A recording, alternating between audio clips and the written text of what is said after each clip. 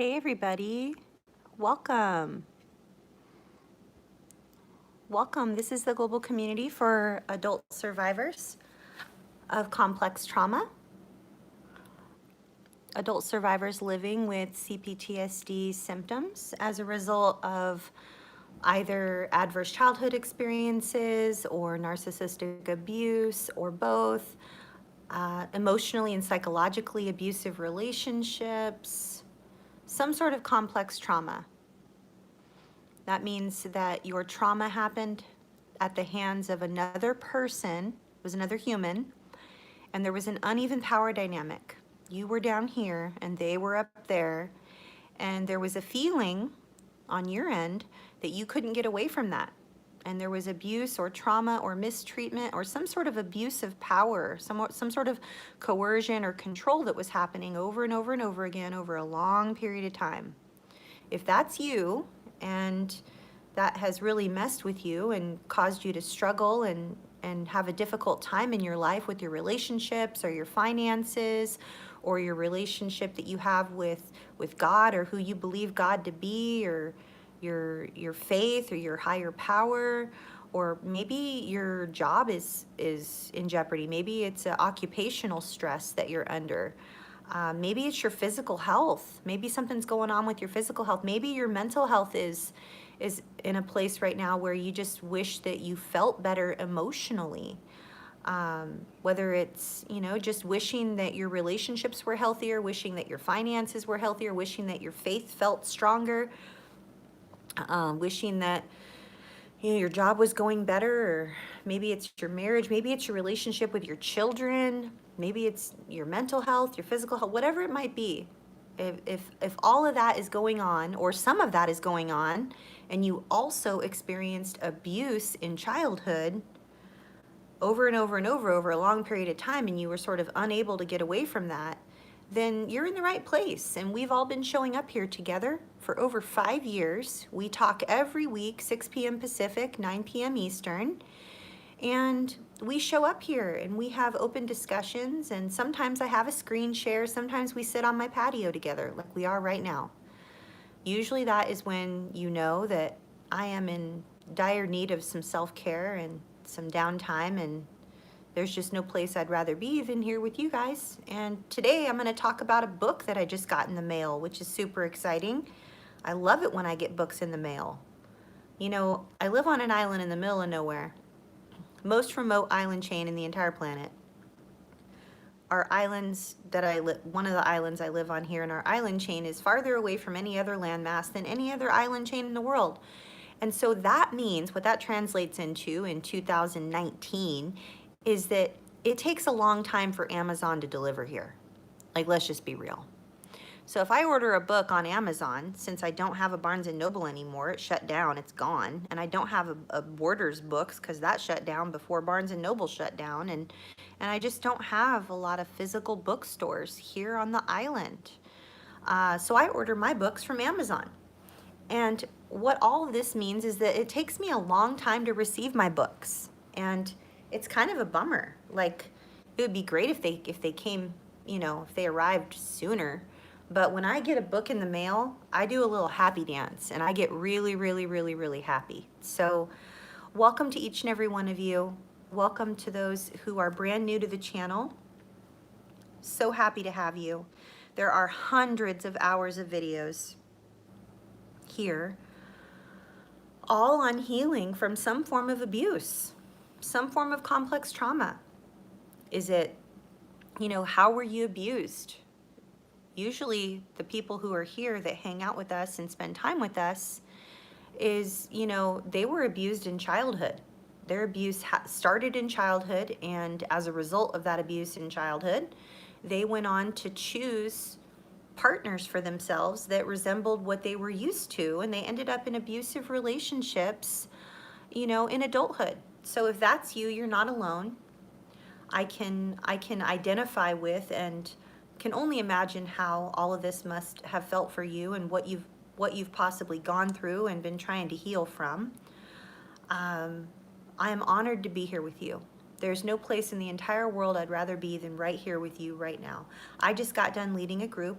I along with a team of volunteers, we lead calls 365 days a year for complex trauma survivors on all different topics. Poppy has links to learn more about the daily calls. She'll put links in the chat box right now. Special thank you to Poppy, special thank you to Shannon, special thank you to John Harvey and Hunter and the Blue Wrench crew and just all the mod squad. You guys are amazing. The moderators here, you guys help keep this a safe place. And thank you, thank you, thank you. Hello to Kira. Hello to everyone. I'm so happy to see each and every one of you. It's an honor to be here with you and just do this healing journey right alongside you. And it's amazing. It's just amazing that we get to do this and that we don't have to do it alone. I just feel like technology is such a blessing, right? I know that people want to poo-poo on technology and they want to blame cell phones for all the problems in the world, but you know, if it wasn't for YouTube, then I wouldn't have met most of you 5 years ago, 4 years ago, 3 years ago, 2 years ago, 1 year ago. I wouldn't be meeting you right now. And I wouldn't be able to record videos and share resources and talk about the books I get in the mail that are helpful. And you know, I can't wait to read to you a little bit today. And you know, this is a safe place for people to come and to just be. No one's ever going to try to fix you and no one's ever going to judge you. And you're never going to hear on this channel, on this particular YouTube channel, you're never going to hear the phrase, gosh, I'm just so grateful for the abuse that I endured because it made me who I am today. If that is some sort of narrative that you are comfortable with and that you sort of share with the world, this is not the place for you. If you communicate how grateful you are for abuse and that people just need to be grateful for their abuse because trials and tribulations are necessary and they turn us into the people we are today, then you can just do a little 180 about face and march yourself right out of here and go find yourself a different YouTube channel, because you're going to get blocked. You're going to get blocked because that is not, while that might feel true to you in this moment, there was a time in your healing journey that might not have felt very true. And it might have felt really minimizing and even re-traumatizing for you to be around people who were super fantastically grateful for their abuse because, wow, their abuse made them such an awesome person. It made them strong and they got to pull themselves up by their bootstraps and they got to suck it up, buttercup, and, you know, they got to get over it and like move on, and, you know, they got to be strong and, you know, what is it, cowboy up, and all the other bullshit things that people say to trauma survivors. It's like, are you kidding me? Like, there's a time and a place for all that, and if that's where you're at, awesome, high five, go you, I'm super happy for you. But that's not something that we're going to perpetuate here on this channel, because it can be quite minimizing for people who are, you know, like myself, struggling with some things and wrestling with their faith or wondering why they had to go through what they went through, and how could these people that were supposed to love me, like, you know, how could they do horrible things to me on purpose just for fun? Like, that's just a horrible thing. You know, it's just a really painful thing. So you're welcome here as long as you're, you know, kind, respectful, and welcoming to all the survivors of complex trauma that come here looking for a safe space to just figure stuff out. Like, there are going to be people that are going to stumble across this video.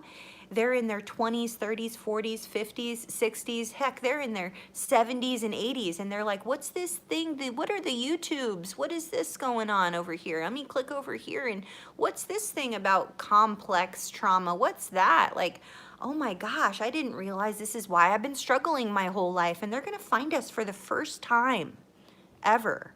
And many of you have been here for 5 years. And you've been doing this whole thing called healing with me, right alongside me and all of our peeps, all of our family, our friendly family of choice. Family for the win, right? But other people out there have been doing it alone and they're really struggling, and we never want to turn them away or cause them to feel unsafe by talking about how super fantastically grateful we are that we went through all these horrible things, because aren't we awesome now? Yeah, no, that's not ever going to be okay. So this is a place of love and light. This is a place of welcoming. This is a place of it's okay to feel all the feels. It's okay to show up just as you are. Come just as you are. This is a place where no one's ever going to try to fix you. No one's going to judge you. And we're all just going to be here alongside you. No one's over you. No one's talking down at you. We're all just right alongside you. And we're healing. So that being said, I'm gonna step down off my little soapbox here. Hopefully you like my view from my patio today. It's particularly beautiful today because the sky is very, very blue. And I got this perfectly placed palm tree, thank you God, and these perfectly placed flowers over here. And like, I wonder if I could just show you the color of the sky a little bit. Like, I can't really like make the sky turn like I want you to see what I see. It doesn't really do it justice. The video doesn't do it justice. It's pretty to you, but like I wish you could see it live. You know what I'm saying? So anyhow, I'm gonna put on my reading glasses because I'm old. And I'm gonna be 46 this year. It's pretty exciting. And I'm gonna share with you, let me show you what the book is here. Can you see this? Go. It's called Unlocking the Emotional Brain by these awesome authors right here, Bruce Ecker, Robin Tysick, and Laurel Hulley. And it's eliminating symptoms at their roots using memory reconsolidation. Boom. How awesome is that? You can't really see the beautiful piece of art on the cover of the book, but I'll just let you go back to your regularly scheduled program of the perfectly placed palm tree and flowers and clouds and ocean and all that. And just, yeah, welcome, welcome. So I want to read you a little bit of just, I want to read you a little bit of this is a book that is written specifically for your trauma therapist, your trauma-informed psychotherapist. If you are here on this channel and you are looking for a counselor or a trauma therapist or some sort of trauma-informed helping professional, licensed clinical social worker, marriage and family therapist, some sort of, maybe it's a drug and alcohol counselor, whatever it is you're looking for, someone who's trauma-informed, this book was written for them. This is something that they will read and they will walk away knowing how to help us better. How cool is that? How cool is that? And thank you, by the way. You all ask me all the time, how can we help what you're doing? How can we support you? The little thumbs up button on the video, if this video ends up being helpful, if you click the thumbs up button on the video, if it ends up being helpful for you or you think it might be helpful for someone else, that is one of the most practical, awesome ways that you can help me. And by commenting here on the video, just saying hi or thanks for your work or thanks for the video or whatever, you know, or asking a question or being here. If you're not here for the live discussion, there are almost 30 of us here for the live discussion now. We're all just sort of hanging out together. But that's how you can help for sure. So again, here we go. I'm going to read you some of the comments that were made, and then we're gonna read some of the different like synopsis of the book. And then we're going to page through it a little bit, okay? The name of the book is Unlocking the Emotional Brain, Eliminating Symptoms at Their Roots Using Memory Reconsolidation by Bruce Ecker, Robin Tysick, and Laurel Hulley. So you all know I'm a huge fan of Babette Rothschild, who's, she's a social worker, and she is also, she's a licensed clinician. And she is the author of the book, The Body Remembers, The Psychophysiology of Trauma and Trauma Treatment, Babette Rothschild. Okay, this is what Babette Rothschild says about this book.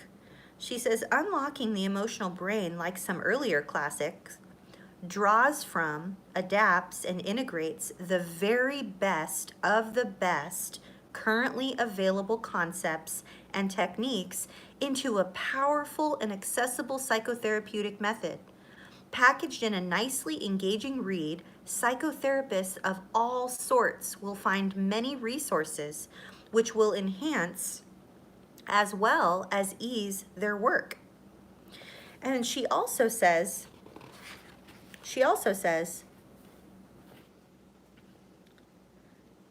where did it go? What sets this book apart, this is Babette Rothschild, what sets this book apart is how these elements are mixed, matched, and delivered to each individual client, that's you and me. Packaged in a highly engaging read, psychotherapists of all sorts will find many resources which will enhance as well as ease their work.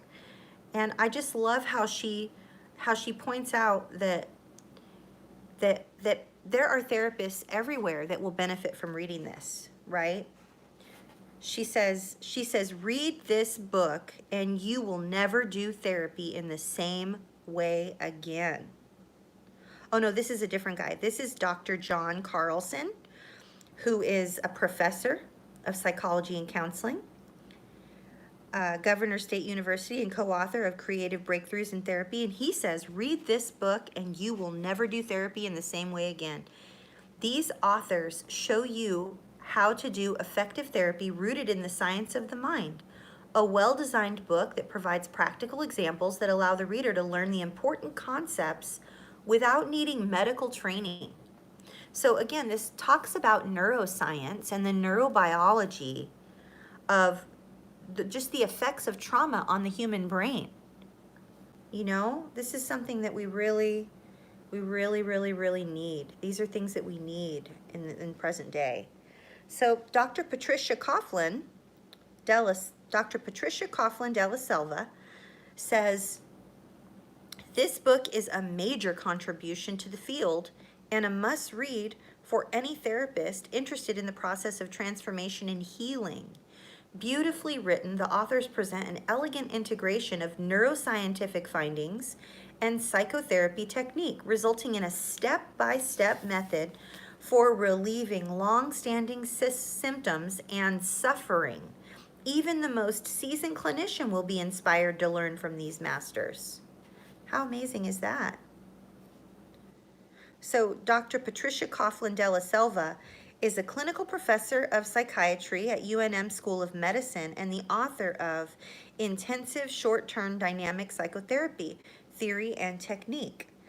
And then Ann Weiser Cornell, Dr. Ann Weiser Cornell, she's the author of Focusing in Clinical Practice, The Essence of Change. And she says, this is a refreshing and audacious book that throws open the doors and blows the dust from the corners of clinical practice by offering a virtually theory-free methodology for transforming emotional memory. The authors do more than add a startlingly effective process to the repertoire of every clinician. They build powerful alliances across clinical approaches and make a powerful case for respecting the client's current symptoms as adaptive and rooted in sense making. So you know what this means? You know what that comment means? That means that if you have ever felt disrespected or misunderstood, or as though your therapist was just confused by what it is that you were saying, and basically they're telling you that your human experience and the way that you remember things just doesn't make any sense. If you've ever felt invalidated in that way, this gal, Dr. Ann Weiser Cornell, she's saying that this book would help that, and that this is something that people would benefit from, and that we wouldn't be feeling that way. That's basically what she's saying. That's the Athena version. So what else?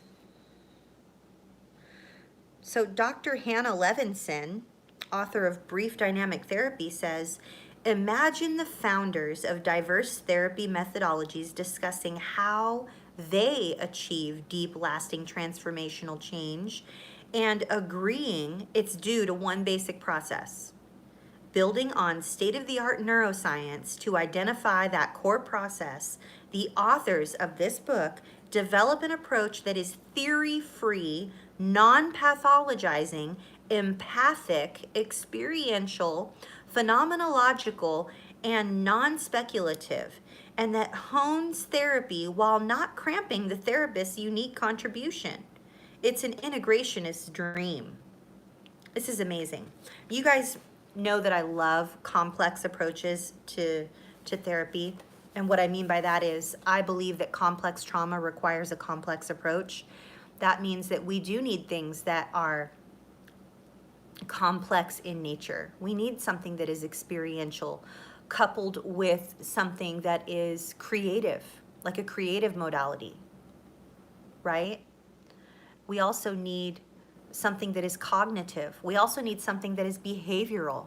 We also need something that helps us with mindfulness. We also need to just get our body moving, and we need to discover movement in our body, since trauma is held in the body, right? That's basically what this gal is saying. Dr. Hannah Levinson says all these things. It's very transformational, and it's all built on state-of-the-art neuroscience. It's evidence-based, it's not theoretical. So this is something that can help all of us, right? So Dr. Michael Hoyt, who's the author of Brief Psychotherapies, Principles and Practices, and the editor of the Handbook of Constructive Therapies, he says, why do symptom complexes and negative narratives often persist? And how can therapists help clients get free of them? Well, in this well-written book, the authors have provided a trans-theoretical, effective, and efficient approach, nicely grounded in recent neuroscience, for deep transformational change in pernicious emotional implicit learnings across a wide variety of presenting problems and situations. This is a significant breakthrough book that deserves careful study. I recommend it most highly. Heck to the yes, you guys. Are you kidding me? So Dr. Arthur Bohart says he's the professor emeritus at Cal State University, Dominguez Hills, and he's also the co-author of How Clients Make Therapy Work: The Process of Active Self-Healing. So he's authored a self-help book, okay? This is not a self-help book, just so you know. But he's an author of a self-help book, and he's also a doctor. So he says, this is a unique, creative, and insightful book that shows how to utilize experiential methods to promote personal transformation. The authors back up their approach by showing how it fits with recent neuropsychological findings on how the brain can alter and even eliminate old painful memories. This book is on the forefront of books that are using this book is on the forefront of books that are using neuropsychological findings to illuminate psychotherapy. I got a little tongue twisted there on Dr. Arthur Bohart's comment. I just got so excited. Neuropsychological findings. That's a tongue twister for me. So Dr. J. LeBeau says, drawing on the latest developments in neuroscience, the authors provide an innovative approach to psychotherapy that is very much of the 21st century. In this book, filled with both groundbreaking neuroscience and provocative case examples, they describe how to tap into the reconsolidation process in therapy. If you want to know what's happening that is new in psychotherapy, this is the place to start. And this guy, Dr. J. LeBeau, he's the clinical professor of psychology at Northwestern and the editor of Family Process. So here we go. I'm gonna read you a little bit about the authors, okay?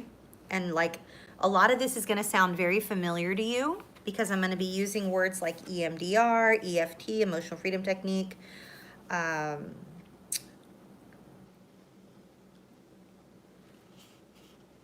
Yeah, there's a whole bunch of different modalities here. So here they say, now remember, this is not a self-help book. This is a book for your psychotherapists. If you're going through trauma therapy, you're looking for a trauma-informed practitioner, then this is a book that would likely help them. And I have the title of the book in the title of this video that you clicked on to watch. It's called Unlocking the Emotional Brain by Dr. Bruce Ecker, Robin Tysick, and Laurel Hulley. Eliminating symptoms at their roots using memory reconsolidation. So here we go. This is on one of the first pages of the book. It says, psychotherapy that regularly yields liberating, lasting change was, in the last century, a futuristic vision. But it has now become reality, thanks to a convergence of remarkable advances in clinical knowledge and brain science. In Unlocking the Emotional Brain, authors Ecker, Tysick, and Hulley equip their readers to carry out focused, empathic therapy using the process found by researchers to induce memory reconsolidation, the recently discovered and only known process for actually unlocking emotional memory at the synaptic level. Emotional memory's tenacity is the familiar bane of therapists, and researchers have long believed that emotional memory forms indelible learning. Reconsolidation has overturned these views. It allows new learning to erase, not just suppress, the deep, unconscious, intensely problematic emotional learnings that form during childhood or in later tribulations and generate most of the symptoms that bring people to therapy. I'm going to pause right now and I'm going to tell you what that says in English, okay? What it's basically saying is that this particular modality that they're teaching your therapist, if your therapist were to read this book, it's tapping into and leaning on what neuroscientists call creating new neural pathways.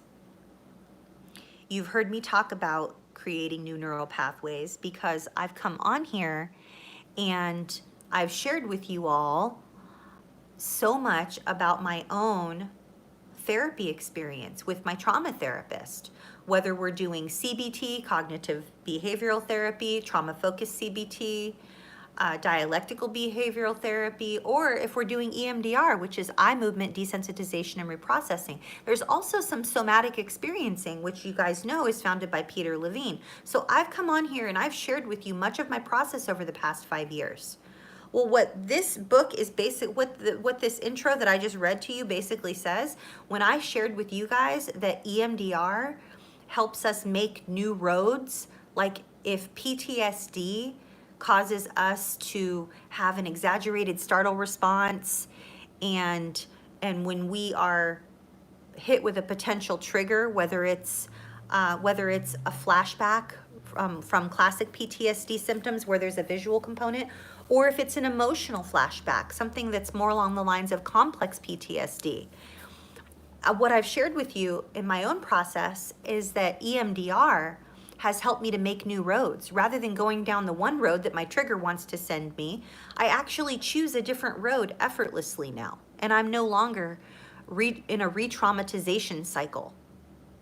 I'm no longer reliving the trauma over and over and over and over and over again as a result of my visual, audible, or otherwise flashbacks or emotional flashbacks. So this is big stuff. So I'll continue reading on here. It says, readers will learn methods that precisely eliminate unwanted ingrained emotional responses, whether it's moods, behaviors, or thought patterns, causing no loss of ordinary narrative memory, and while restoring clients' well-being. Numerous case examples show the versatile use of this process in and lists a whole bunch of different modalities, many of the ones I just already, I already spoke of. Authors Bruce Ecker and Laurel Hulley are the originators of coherence therapy, which, by the way, if you want to go to coherencetherapy.org, COHERENCE therapy.org, there's a whole bunch of free resources there. I don't know if you want to pull up that URL if you're in the mood to do so, Poppy, but it's coherencetherapy.org, and there's tons of free downloads there on their website, and they're all evidence-based, and they can help you. I think most of them are meant for therapists, trauma-informed therapists, but there's no hurt in us learning what it is that our therapists are going to be helping us with, right? So she says, authors Bruce Ecker and Laurel Hulley are the originators of coherence therapy and co-authors of Depth-Oriented Brief Therapy, How to Be Brief When You Were Trained to Be Deep, and vice versa. The Coherence Therapy Practice Manual and Training Guide, and the Manual of Juxtaposition Experiences, How to Create Transformational Change Using Disconfirming Knowledge in Coherence Therapy. Ecker is co-director of the Coherence Psychology Institute and has taught for many years in graduate programs and has been in private practice near San Francisco since 1986.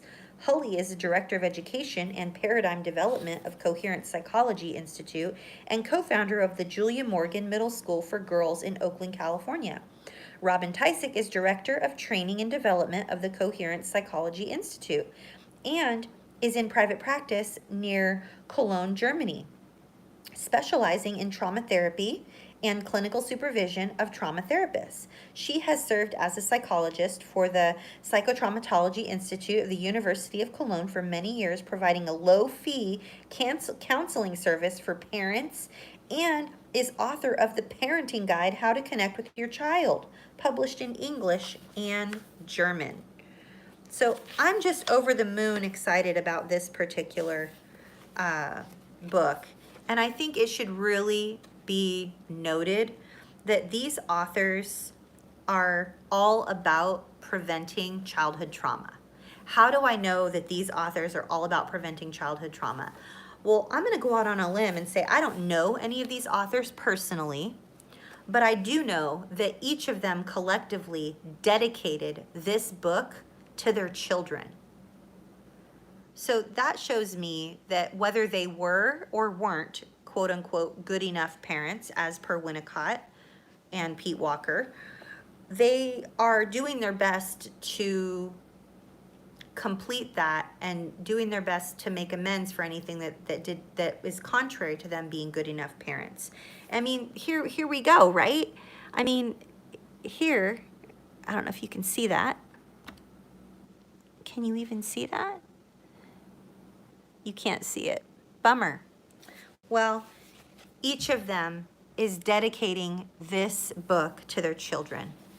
And I think that is just so special.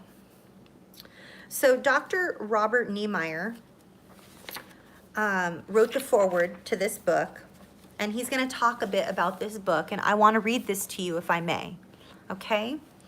He says, most experienced therapists, now remember this book is for your trauma-informed therapist, okay?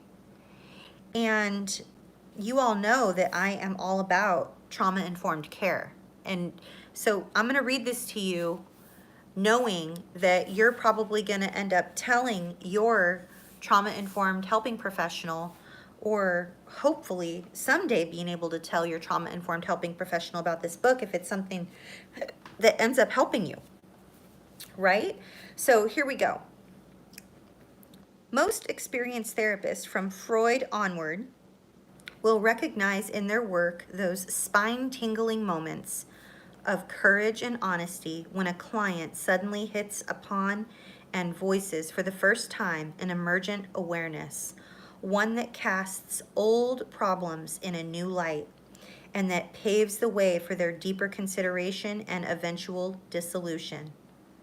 Most therapists have experience with frustration, the seeming unpredictability of such moments, the mystery of the encounter that ushers them in, and the fragility of the insights they generate. which so easily collapse again into the apparently automatic performance of the problem. Faced with this prospect of a long slog through a densely overgrown and unmapped terrain, punctuated only periodically by discovery of high ground that affords a glimpse of true clarity and direction, it is understandable that some therapists move to a safely psychoeducational or interpretive distance, or alternatively simply walk alongside their clients on their wanderings, trusting that together they will find a path forward. The result in the former instance is often an intellectualized intervention that lacks specific resonance, and in the latter is an emotionally attuned therapy that may be only vaguely relevant. What seems needed in both cases is some means of wedding clarity of method to a deep form of companioning in a way that prompts the client toward the articulation and transformation of those core forms of construing and doing that constitute the problem in the container of a therapeutic relationship marked equally by efficiency and respect. Until recently, this happy conjunction has often seemed slippery and occasional rather than reliably available. It is precisely this therapeutic desideratum, swift and respectful transformation of a client's positioning in relation to the problem, that the authors elegantly address in Unlocking the Emotional Brain. Building on the twin pillars of cutting-edge neuroscience and long experience in the facilitation of change in clinical practice, they offer not merely a vision, but also a methodology for achieving what frequently may seem chimerical in psychotherapy, profound release from the roots of symptom production in the minimum number of sessions possible. What makes this often elusive goal feasible? One answer is found in recent but well-replicated research of memory reconsolidation. The clearly specified circumstances in which emotional learning can be accessed, activated, and erased. Another can be found in the close process analysis of transformative sessions of psychotherapy in which precisely the same procedures can be discerned by the consulting room as the laboratory. Much of the genius of this volume lies in the lucid bridging of these two domains, conveyed with clarity through ample case studies that make vivid how the problems clients consciously resent and resist, in fact, issue from fully coherent learning at limbic levels, which, when discovered and held non-reactively alongside incompatible experience, can also be dissolved. Ecker and his colleagues adroitly lead the reader through these scientific and clinical accounts and winnow their lessons for compellingly effective psychotherapeutic practice. Although this, amounting to a fresh instruction manual for how to conduct life-changing psychotherapy, alone would more than justify acquiring this volume, the authors and contributors offer still more. Thus, they recast with uncanny clarity the great attachment debate in psychotherapy, offering helpful distinctions between client problems that merely arise in the context of intimate relationship experiences and those that reflect their very terms of attachment, as when the existing problematic adaptation unconsciously offers the best prospect for maintaining a critical bond that would feel threatened by the problem's dissolution. So for those of us who are dealing with attachment trauma, hello, ding, ding, ding, ding, ding. Furthermore, Dr. Robert Niemeyer says, furthermore, the book offers a persuasive argument for a new approach to common factors that account for the efficacy of different therapeutic procedures that on the face of it have little in common. At root, each of several experiential approaches is seen to offer alternative means of tapping into and transforming the symptom-generating learning that has perpetuated the problem. And finally, Contributed chapters from the field demonstrate in the context of complicated grief, hello, that's me, I'm raising my hand, complicated grief, substance abuse, compulsive eating, and even psychotic symptoms. The great scope and power of a practice centered on the deep coherence of implicit emotional learning. With characteristically spellbinding style, the authors weave through these and other themes with authority, but without pretense, conjuring into tangible form the brain's own rules for transmuting the lead of insufficiently effective interventions into the gold of life-altering clinical work. I am a wiser, more focused, and more consistently effective therapist for having studied this remarkable volume, and I feel confident in predicting that it will have a similarly intensive, informative, and inspiring impact on you. Dr. Robert A. Niemeyer, University of Memphis. Oh, so exciting. Are you kidding me? You guys, I love to nerd out on this kind of stuff. I know this is probably something that, maybe this feels a little dry to some of us, but you guys, this is just amazing to me. This is amazing to me that here we are, right? Here we are. We're in 2019, and it's just an exciting thing to know that we have access to resources that we can refer our therapists to, right? I mean, this is a framework. This is a step-by-step framework for our therapists to be able to maximize the effectiveness of their own clinical practice. I mean, can you even? Seriously. So, how are y'all doing? How are y'all doing? This is exciting to me. I'm going to read the preface, okay? I'm going to read the preface of the book because this is just so exciting. I'm so over the moon about all this. Here we go. I'm going to read the preface, and then I want to read to you a little note to all of the therapists out there from all three authors, okay? Several days before drafting this preface, we, the authors, completed the manuscript for this book after an intensive year of writing, which followed 2 years of envisioning, designing, and redesigning what this book would be. For us, it has been a labor of love, and we are very happy that our paths have put us in a position to offer this contribution to the practice of psychotherapy. This is an exciting time in the evolution of our field. We have organized the book so that readers can easily choose how much neuroscience they imbibe. Some therapists cannot get enough of the neuroscience of psychotherapy, while others have less interest in it. You and I, you all, my family, hello. We, the neuroscience nerds, hello. I could nerd out on neuroscience all day, every day, for real. So she says some therapists cannot get enough of the neuroscience of psychotherapy, while others have less interest in it. So we have put the rich trove of brain science technicalities in one place, Chapter 2, available for readers and as and when they wish. All other chapters focus on the art rather than the science of unlocking the emotional brain for lasting change, while providing just enough neuro-light to inform our readers of the basic scientific underpinnings. This book is not centrally about any one school, theory, or brand of psychotherapy.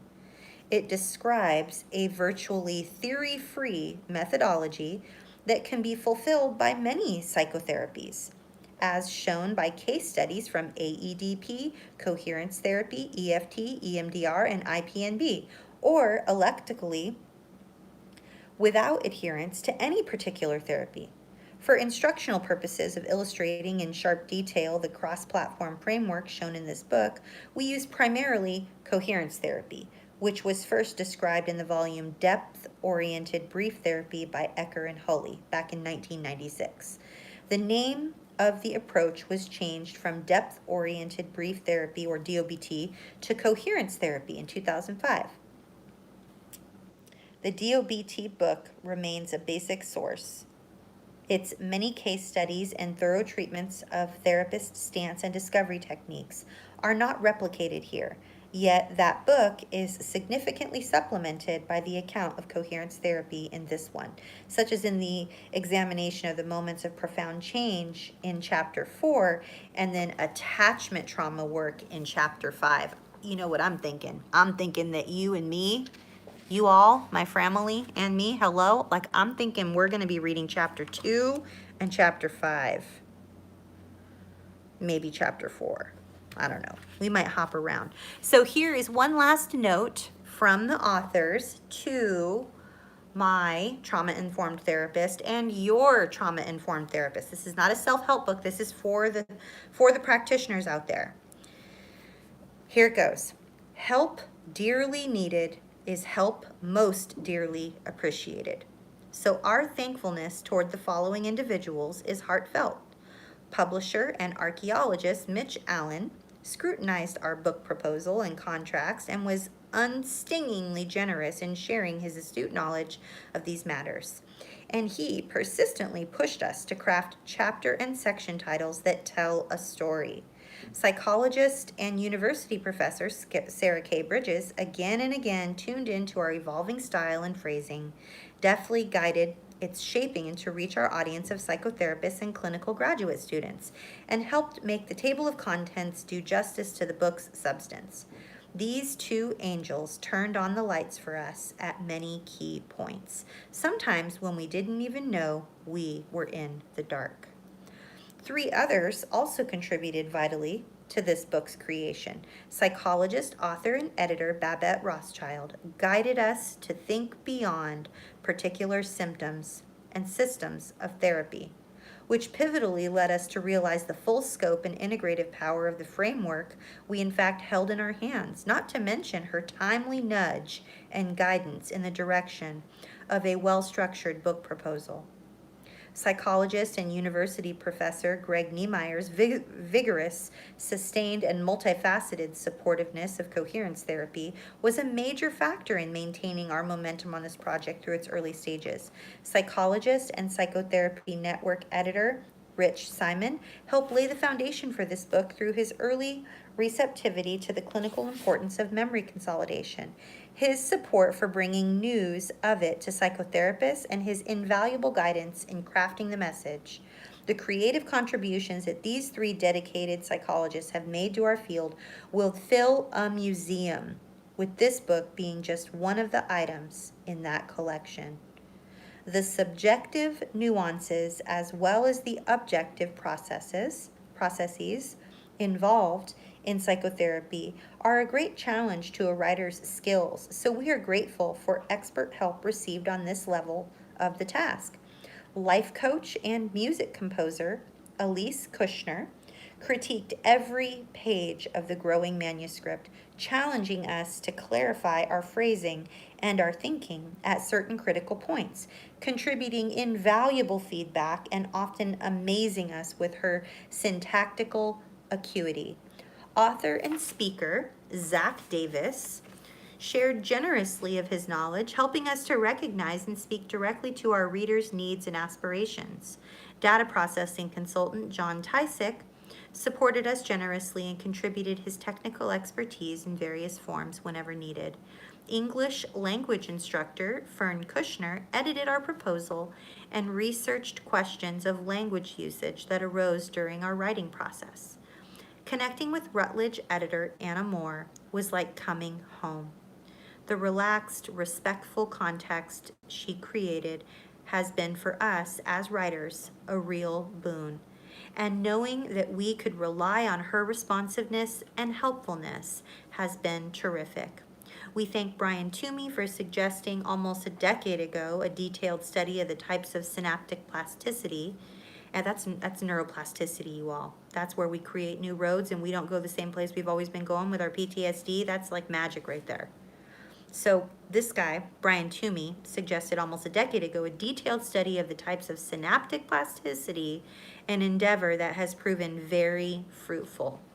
The steady, earnest moral support and interest in the manuscript's progress from therapist colleagues Jan Vanderswag, Brett Lyon, and Merle Jordan have been a balm and a genuine enjoyment, whether over coffee or over the telephone. And we receive helpful feedback from therapist colleagues Sheridan Adams, Stephen Freemeyer, Nancy Friedman, Steve Kelly, Dana Locke, and Nora Wolfson, as well as from April Burns. A special thanks is what we feel toward our contributing authors of the case examples in part 2 of the book for the beauty, skill, and remarkable poignance of their work, for their courage in sharing it, and for their patience with our rounds of editorial feedback. That thanks extends also to other colleagues who submitted manuscripts that we would have included but for space limitations, and that we plan to publish in a future collection of case studies. And speaking of courage, that of our therapy clients is what has made it possible for us to learn. That's us, you guys. Family, that is us. That is us. We are the therapy clients. Hello. Oh. Speaking of courage, our therapy clients is what has made it possible for us to learn in living depth literally everything presented in this book. What we have learned from books has become real knowledge for us solely through actually using it with our clients. And they have taught us so much about the mind, the heart, and change that was not in any books. Our gratitude to them could never really be sufficient. Similarly, we have been taught how to teach the material in this book by a legion of trainees, grad students, and consultees over the past 20 years. And though they might not have been aware of that contribution, we were, and we thank them for it.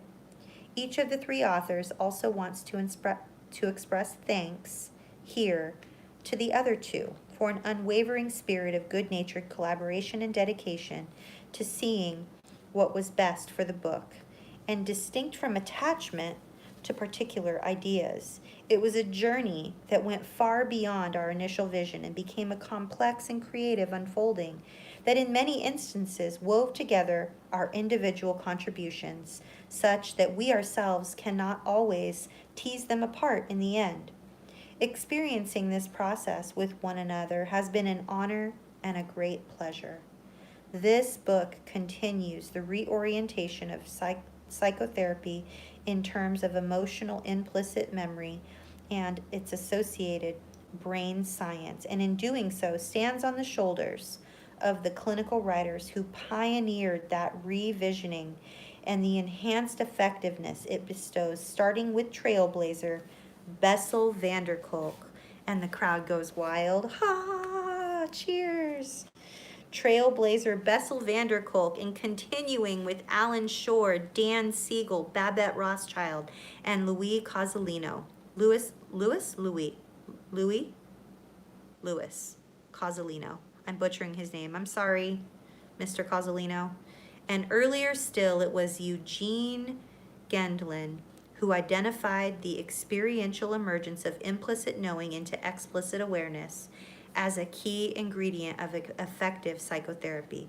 Their contribution to our field and to the alleviation of suffering is of immeasurable value. Finally, we want to express keen appreciation and real admiration for the many neuroscientists named in the citations in this text who discovered memory reconsolidation and then went about revealing more and more of how it operates. We particularly want to give recognition here to neuroscientist Hector Maldonado, founder of the Laboratory of Neurobiology of Memory at the University of Buenos Aires, who identified the particular type of experience required by the brain for unlocking an emotional learning at the synaptic level, and who, with neuroscientist Marla Maria Pereira, and Luis Perez Cuesta, first demonstrated this discovery empirically. We believe that the gift they have given humanity will prove to be far greater than is yet recognized in the field, neuroscience or psychotherapy. That discovery, published in 2004, was one of Professor Maldonado's many important contributions to the field of neuroscience. In 2010, at the age of 83, he continued working in his laboratory until his last moments, supervising his students, generating new projects, and publishing research articles. So where should we start? Should we start in chapter 2 or chapter 4? I feel like we should read it. Is it chapter 2 or chapter 4? Where did it go? I had it bookmarked and then I missed it. Whoops.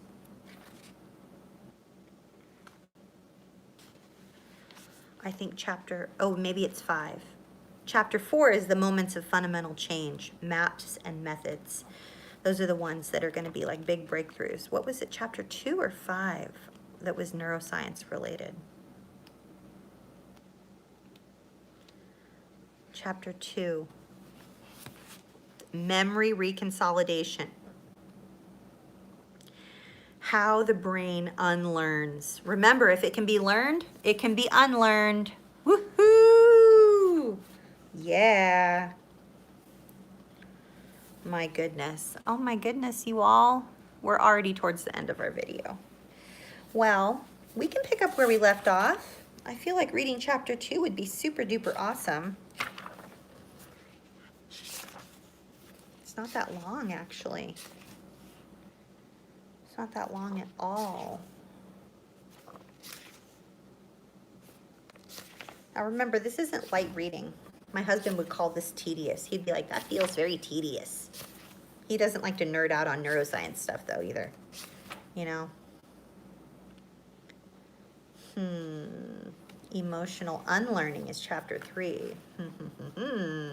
So I'm just going to bookmark this on chapter 2, and then let me go over to chapter 5 really quick.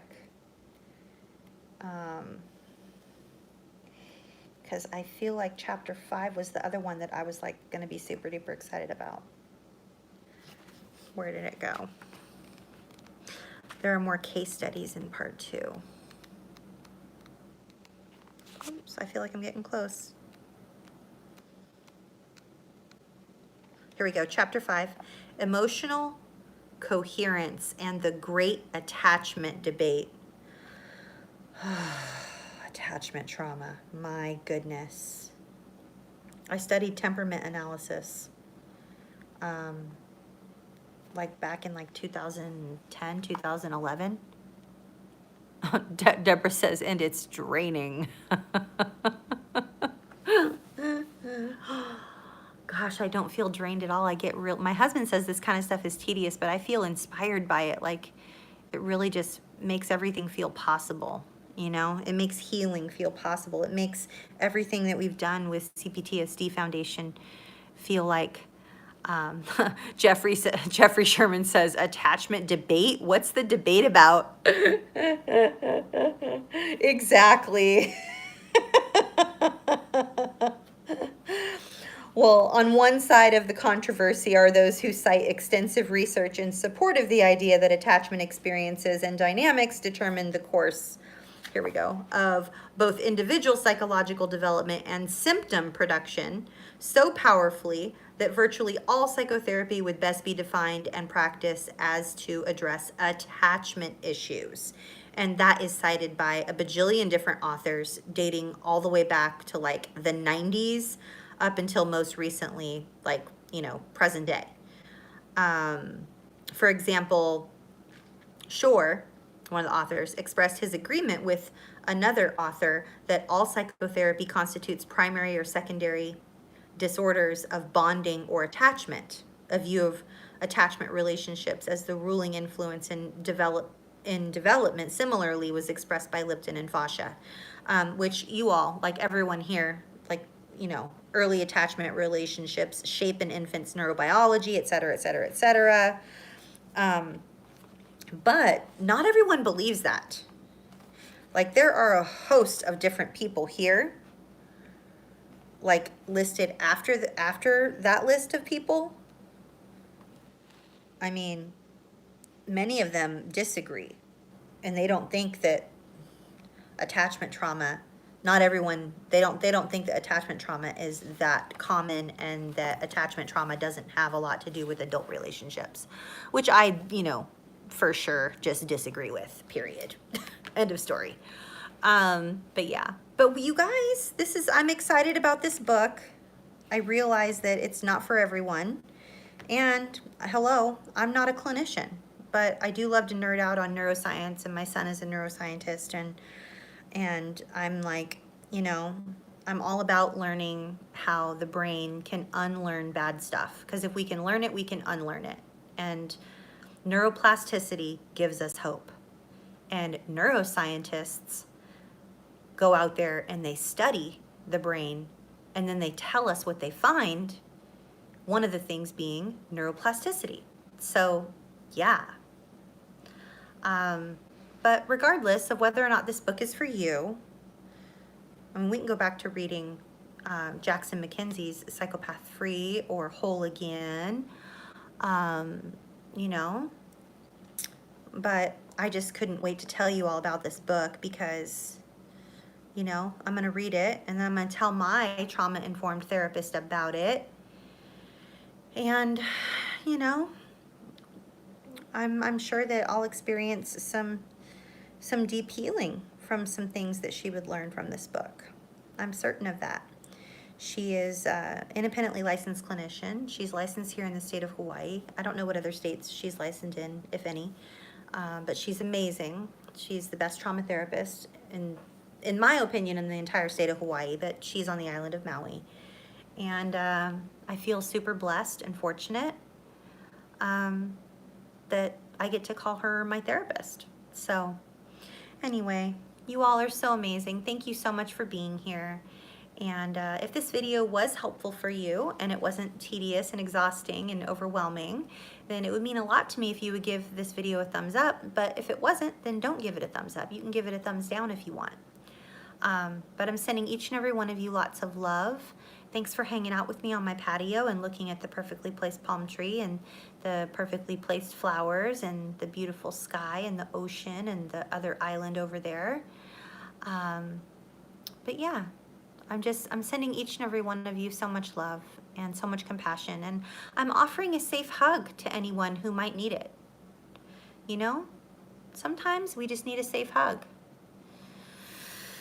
Yeah, I could probably use a safe hug. I might ask my husband for a nice long safe hug when he comes home tonight. But between now and the next time I see you, which perhaps would be next Monday, I hope you will take extra good care of yourself. Be kind and gentle with yourselves, because you're worth it. Hashtag because we are worth it. And if you like having discussions like this, we do have a book club through the foundation that I started for trauma survivors. And Poppy has links to the book club. I think it's only $5 a month right now. It's gonna go up to like $8 or $9 a month. 100% of the money that's brought in by the book club goes into our scholarship fund, which provides for people like you and me who might not be able to afford trauma-informed peer support. So, so that's, that's a thing. And then I also co-lead calls just like this every single day, 365 days a year, over at cptsdfoundation.org. You can click on a button anywhere around there that says daily calls, and you can learn more about it. But if none of that floats your boat and you're not interested in any of that, we have a free texting program where you receive one encouraging text a day. We can only do United States numbers right now. But you can get a free text every day. Texting rates do apply. And if that's not something you're interested in, because you're just like, I don't want another text message, I get too many text messages, then you can also enter your email address and sign up for our Trauma-Informed Tuesdays, which is a helpful, curated list of trauma-informed resources to help you with everything you're doing in your life from a trauma-informed perspective. And if you require just a little bit of extra support or you know someone who does, we also have free groups. You can go to cptsdfoundation.org and you can click around on, find a button that says groups, and then you can get welcomed into a free group. And yeah, but it would be wonderful to see you all on the daily calls. The daily calls are like my jam. They're my like one of my favorite things in the whole world to do, because I just get to do this, what I'm doing right now, but I get to do it every day, like 300 and something days a year. Like there's one call every day, 365 days a year. It's amazing. And you're always welcome. You're never judged. No one ever tries to fix you. It's just us holding a safe space for you to just be. You get to just come just as you are. There's a calendar of topics. It's amazing. And Poppy has a link to the daily recovery support calls. You know, that's like, seriously, if I could do that like every day of my life forever, and like that would be like all I ever had to do ever, like that's what I would do, because it's just amazing. I love doing this every day of my life. It's amazing. I mean, I take a day off. I take a couple days off a week, you know, like I don't lead calls a couple days a week. I go to the dentist and I vacuum my floor and do laundry and do like human stuff, you know, go for a drive, and sometimes I go for a walk and do all that other kind of stuff. But on days that I'm not doing that kind of stuff, on every other day of the year, I'm leading calls just like this. They're 45 minutes long every day of the year, and they're super awesome. So it would be great to see you there. And they're anonymous. You can just use whatever name you want, and you get a link, and it's private. It's on a private server. It's not on Facebook. It's not on social media. It's on my private server that I pay for.